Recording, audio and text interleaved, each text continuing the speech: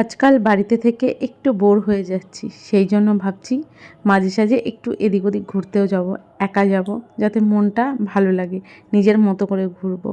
সবাইকে নিয়ে তো যাই, বাবু সোনাদের ওদেরকে তো নিয়ে যাই, তার ফাঁকেও মনে হয় যে নিজে একটু রিল্যাক্সে ঘুরতে যাব। তো যাই হোক, সকাল সকাল বাজারে চলে এসেছি বাজার করতে। আর আজকে একটু মাছ নেব বলে এসেছি, কিন্তু মাছ দেখে খুব একটা পছন্দ হয়নি, তবুও একরকম মাছ নিয়েছি, ছোট ছোট পুঁটি মাছ নিয়েছি। আর অনেক দিন পর পুঁটি মাছ নিয়ে আসলাম।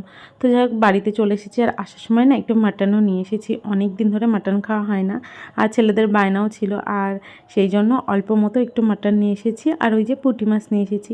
তো এই রান্না বান্না করব, তার আগে একটু ডালিয়া করেছি আর একটু ডিমের অমলেট, এই দিয়ে তিন মায়ের ছেলে সকাল সকাল খেয়ে নিলাম। আর এদিকে রান্না করতে করতে মুষলধারে বৃষ্টি নেমেছে। আর এই ভিডিওটা হচ্ছে রবিবারের। তো যাক, আমার ঘুরতে যাওয়া মানে ওই যে গেলাম একটু বাজারে, এইটুকুই, এর থেকে বেশি কিছু যাওয়া হয় না কোথাও। আর যেহেতু বাড়ির সামনেই মেলা, তো মেলাতেও যাব ভেবে রেখেছি, এখন জানি না যেতে পারবো কিনা, বৃষ্টি পড়ছে সেই জন্য। তো যাই হোক, তারপরে সমস্ত কাজ সেরে রান্নাবান্না সেরে এখন রান্নাঘরটাও পরিষ্কার করে নিচ্ছি। মেয়েদের তো সবসময় সংসারের কাজেই ব্যস্ত থাকে, আর সংসারের কাজ না থাকলে না ভালোও লাগে না দেখবেন।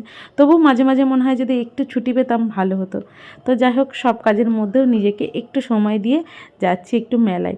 বাড়ির সামনে যেহেতু মেলা, তো সেই জন্য মাঝে সাঝে যেতে ইচ্ছা করে, মনে হয় যে যাই একটু ঘুরে আসি।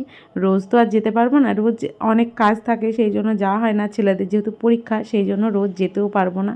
তো যাক, ওরা তো পড়তে গিয়েছে, সেই ফাঁকে আমি চলে এসেছি মেলায়। আর আর একা একা আসতে ভালোও লাগে না জানেন তো, তবুও আসলাম। আর এখানে এসে দেখছি নাগরদোলনাটা, এটা দেখে আমার এত ভয় করছিল, আমি তো কখনো উঠবো না। সেই বিয়ের আগে উঠেছি, সেই লাস্ট আর সেই ফার্স্ট, আর কখনো ওঠা হয়নি সেইভাবে।